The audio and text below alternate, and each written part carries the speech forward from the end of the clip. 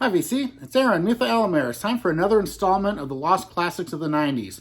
Now, this was started by my great friend JC from the Flip Side, and I've turned it into my own series here. A bunch of people are doing a bunch of videos on this. This is some of my favorite bands and albums in the history of music as far as I'm concerned. And most of them were flying under the radar because most of the popular bands took most of the airplay and credit and are still known. A lot of these bands were kind of popular at the time, but for certain crowds only.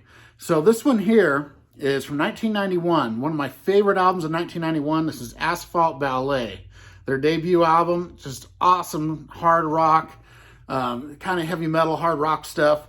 And the lead singer is Gary Jeffries. So that's, two of my favorite YouTubers combined into one, in a way.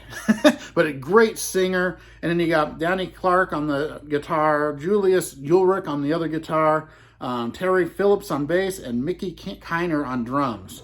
Now, this album here was an absolute classic. Every song's good on it. Started with Hell's Kitchen, and it just goes from there. There's the back. There's the band there.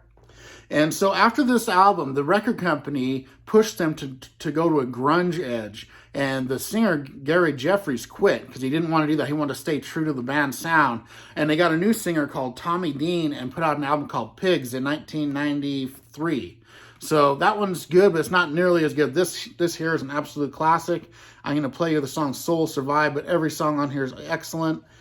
Great band, one of my favorite bands of the early 90s from this album, and it's just killer. So, all right, everyone, I'll see you next time. Soul Survive.